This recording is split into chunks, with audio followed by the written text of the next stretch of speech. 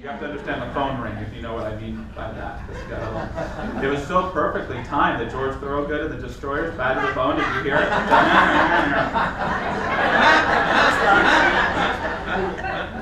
I hope you felt it. I hope you were inspired by it. I was inspired. If it goes off during the talk, that's okay with me too. So we're continuing celebrating transformation in our talks this month, and we have a lot of visuals and giveaways to go along with celebrating transformation. I'm again really grateful to Harvey, who last week had a tree made up for us with little seedling packets on it. And so this week you can see that it's beginning to take bloom. And last week, most of you, we'll try and get some more, got a mustard seed coin. And today, hopefully, everybody here got a little coin here. And there's a butterfly on one side, right? And on the other side it says, without change, there'd be no butterflies. And our talk today is about trusting the process. And so you're invited to take this as a kinesthetic tool to hold with you during the week to help remind you to trust the process. I do have to say that this coin reminds me of what George Carlin once said. He said that the caterpillar does all the work and the butterfly gets all the publicity. Which is not fair. Because that is what the caterpillar symbolizes, right? The work. And the butterfly, the freedom, the ultimate transformation. And as we all know, it's probably better to refer to a butterfly as the metamorphosis of a butterfly, because it's not just the winged creatures, it's everything it was before that as well. So they talk about there being 4 stages to the butterfly. There's the egg stage, that the butterfly plants itself on a leaf where it turns into a caterpillar, and there it kind of lives off the fat of the land and eats as much as possible. And yet the butterfly has to be really careful where it sets its eggs, because if the right nutrients aren't in that leaf, the caterpillar dies. And then the caterpillar transforms into the chrysalis, where the transformation takes place once again, and it becomes the butterfly, who's not just flying around trying to be free and enjoying life. The butterfly is trying to find a mate so that it can go through the whole process over again. So I wonder, metaphorically or spiritually, maybe each of us goes through this process over and over, metaphorically in our life as well. Where are you right now in that stage? Are you in the egg stage, waiting to be hatched into the world? Are you in that caterpillar stage where you're taking in as much as you can from the outside world, doing as much work as you can? Are you in that chrysalis stage where you're moved inward for transformation? Or are you in your brief but beautiful, enjoying, hopefully, I'm going to take that brief out of that. I'm going to delete the brief. Are you in that stage of flight, of enjoying life? It's interesting. Anybody? Oh, yeah. Yeah, a bunch of butterflies. In the room.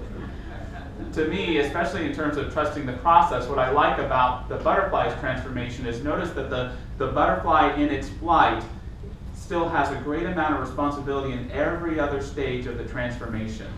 And see, this is a very important key to trusting the process. It's recognizing that our wholeness, or even the end goal, as we might say, is with us all along our journey. That in fact, it's helping and guiding us along the way.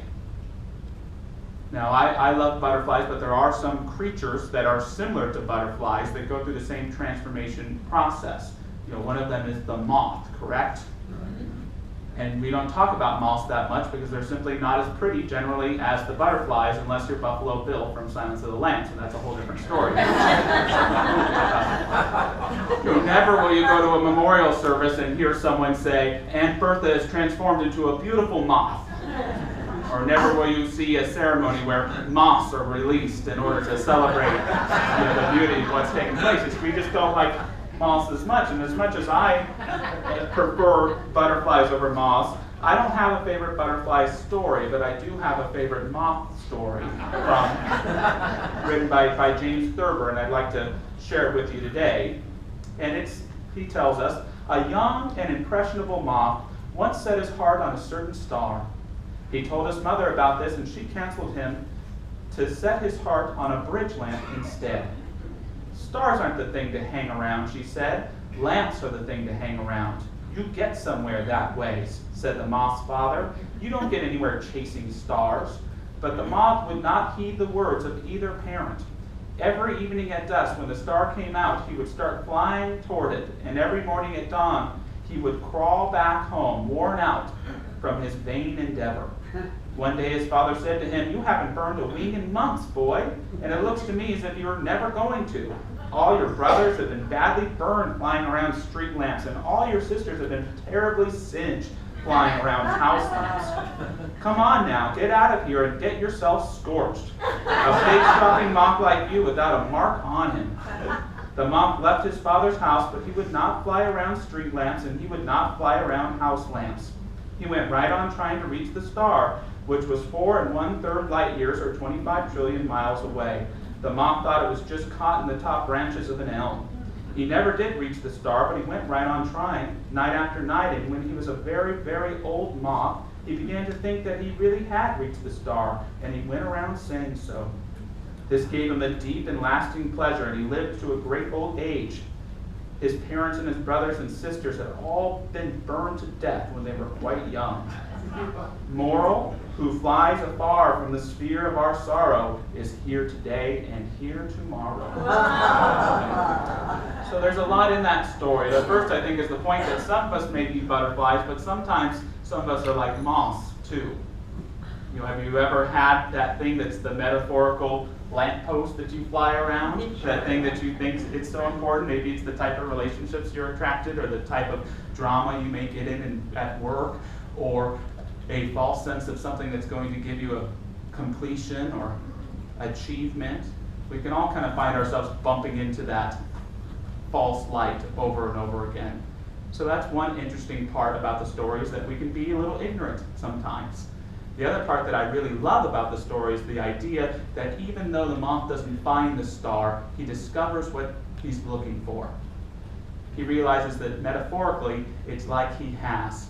And this too is a very, very important part, like Victoria was alluding to in the opening, to follow our guides, to find our guiding stars and not try to reach them because we might get burnt up alive, but to recognize that what grows up in its place is what's important. Emerson famously said, "Hitch your wagon on a star," which to translate in today's era, we might translate as, set the GPS in your SUV to a star and follow it. Amen. Louisa Alcott, around the same time, said, "Far away there in the sunshine are my highest aspirations. I may not reach them, but I can look up and see their beauty, believe in them, and try to follow where they lead." Those are powerful and wise words to me. Because I know in my life I've had a lot of dreams, and I can't say I've fulfilled very many of my dreams. I would also say that I have some very strange dreams. But the point I want to make is that in following those dreams, what is built up as life around me is greater than any dream I could have imagined. And what happens, unfortunately, sometimes in life is we get so caught up in the achievement or the dream or the thing we want to manifest looking a particular way that we forget, again, it's not about the destination. It's about the growing up. It's about the process that takes place when we're following the goal. That's when life really happens. That's where we're called to really pay attention. How many of us have gotten to that point where we rush the process trying to get to a goal or to realize a dream, that we miss the lessons that life is trying to bring to us, to teach us, to prepare us to be ready for what it is that we want in relationship or in career or in being a public speaker or in deepening within your own spiritual being. Sometimes we try to rush the process, don't we? There's a famous story about butterflies from the novel Zorba the Greek. "One morning I discovered a cocoon in the bark of a tree, just as the butterfly was making a hole in the case preparing to come out. I waited a while, but it was too long appearing, and I was impatient. I bent over it and breathed on it to warm it. I warmed it as quickly as I could, and the miracle began to happen before my eyes, faster than life. The case opened, the butterfly started slowly crawling out, and I shall never forget my horror when I saw how its wings were folded back and crumpled. The wretched butterfly tried with its whole body to unfold them. Bending over it, I tried to help it with my breath in vain. It needed to be hatched out patiently, and the unfolding of the wings should be a gradual process in the sun. Now it was too late. My breath had forced the butterfly to appear all crumpled before its time. It struggled desperately, and a few seconds later died in the palm of my hand. That little body is, I do believe, the greatest weight I have on my conscience, for I realize today that it is a mortal sin to violate the great laws of nature. We should not hurry, we should not be impatient, but we should confidently obey the eternal rhythm. And here's another important lesson about trusting the process. Can you believe that there's an eternal rhythm in your life that by living in accordance with can produce and demonstrate for you the right relationships, the right opportunities, the right circumstances to be that truth of who you are, to become wholly one's self. That in many ways is what it's about, isn't it? So there's that aspect where we can rush the process trying to force something good to happen, and that's hard to do, but you know what's even harder? Trying to rush through a challenge, trying to rush through a difficulty that's before us. I like to think in my own life that I try to be no drama. I don't like drama. And why I don't like drama is because drama to me is avoidance of a problem. It's an avoidance of a challenge. On a regular basis, I'll have someone come to me and they've had an inability to sit down and be honest with their partner. So what have they done? They've sought to create a little drama on the side. A little something to fight about, or something really grand, an affair perhaps, something like that, as opposed to sitting down and being honest with the partner and saying, you know what, my feelings are changing and I don't know what to do.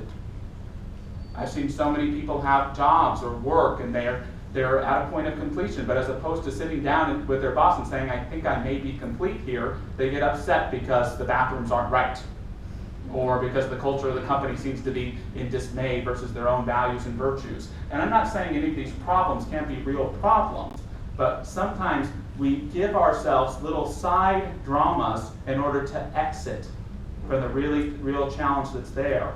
And I'm not saying bad stuff happens to us for a reason, because I'm not into that at all. But if you do have something challenging in your life, could you perhaps ponder that it can be there in a way to help prepare so that you can train yourself to be that wholeness that you know that you are.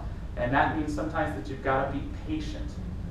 If there's anything I've learned in my life, sometimes I wish I had it tattooed, is I don't have to trust my decisions, but I have to trust my virtues. I don't always trust my choices. I don't like making big choices. I don't always trust other people. I don't always trust myself. But I know that I trust my virtues. I know that I trust my values, and I know that I'm in a dramatic exiting situation when I've given up my values and gone into fear, or gone into blame, or gone into running away. It's when I can embrace those values of integrity and honesty and willingness, and most especially when it's difficult. Then I know that I've trusted the process, because I trust those processes to create something for me. Sometimes I struggle to trust my decisions into going something good, but I would follow my virtues into hell if that's where they led me to, because they're that important to who I am and what I believe. So it's an important part of trusting the process to know what your virtues are, and to trust by following them, they will create or make a way where no other way could have been made before. An essential part also to trusting the process is the willingness to let go. This is perhaps the hardest of all of them, isn't it? To let go. I remember when I was going into ministerial school, I was only 22 and I was very young, but I actually waited a couple of years before I decided to go in, because I knew that by going into seminary, I wasn't just committing to a curriculum, but to a course in consciousness in my life, a real spiritual obstacle course, as I still, jokingly, but meaningfully refer to it today. I knew that by making a commitment in consciousness to a greater way of life for myself was going to mean transformation, and it was going to mean that I had to let go of some things. And so maybe you've had some experience of that in your own life, stepping into a greater relationship or to a greater job. For me, it wasn't a month in before I was asked to let go of a relationship, before I was asked to let go of a place where I was living, when I was asked to let go of the job I had in the way that it was. I was asked to let go of a ministry I had with youth that was going really, really well. And it was really painful for me, but only painful because I was holding on. And it took a couple years to be able to let some of those things go. So it's not easy. But again, we have to trust our virtues. We have to trust our values to carry us where we can go. Ernest Holmes tells us, during the process, many things may happen that appear to be destructive. We may pass through good fortune and bad, but if we can come to the point where we are not disturbed by things, he says in quotations, we have found the secret. Out of any chaos, we can produce harmony. And that's part of the practical benefit, I think, of trusting the process, is even when there's chaos, trusting in the greater process, even when it's unseen, can bring about harmony, can bring about peace. So I had mentioned some keys about trusting the process this morning, and I want to rephrase or re-articulate them briefly. The first key to trusting the process is having a steadfast belief in your higher good. Believe in your highest good. And by that, I don't mean that there's this thing called your highest good out there somewhere, but believe in your highest good as an active, guiding, inspiring source in your everyday life. Recognize that your highest good is something intuitively with you always, and that by trusting in it and listening to it, it can inform you on how to live every day. The second key, don't rush the process. Don't force the process. Don't speed up the process. Stay out of the process's way. Trust the process. Trust the process. Third, believe in your virtues and practice them. If everything else disappears from your life, no one can ever take from you your virtues. No one can ever rob from you your values. Live from your honesty. Live from your truth. And trust that more than anything else. In my case, sometimes even more than my own self. To be your inspiration and to inform you of the best choices to make, no matter how many options or how few there may seem around you. And lastly, and sometimes most difficultly, let go. Be willing to let go. It's the hardest thing in the world, and it's that thing in life that in order to transform, each of us has to do. We all have to let go. We can do so kicking and screaming, or we can do so with mindfulness, with willingness, recognizing that fear, as valid an experience as it is, perhaps can be a sign pointing to something greater as well. It could just be a state of not knowingness in the process. April and Gavin and I got to go to Knott's Berry Farm a couple weeks ago, and we had a really good time. And I had been on this one ride before, but I was really scared to go on it again. It's called the Accelerator. Has anyone here been on it? Sure. It's not one of those things that goes chicka, chicka, chicka, chicka, chicka. It's one of those that they make you sit once you get in the seat an incredibly long amount of time, and then it just shoots you out, and you go way, way, way up, and it feels like you're in zero gravity for a second, and then you fall all the way down, and the thing's done in like 10 seconds. But I'm terrified, and there's a 9-year-old sitting next to me with a big smile on his face, so I can't let him know that I'm terrified. And this thing takes off, and my fear transforms. My fear transforms into exhilaration, and then into relief, and then into laughter. And it makes you think, perhaps at the heart of it, all of our fears can transform this way. Any fear can transform into exhilaration, and then into relief, and then into laughter. Not to make the circumstances any better about things we may fear, but perhaps that deep down feeling when we own the fear and recognize that even it can fit into a process. That with greater faith, it can transform again into exhilaration, into relief, into laughter.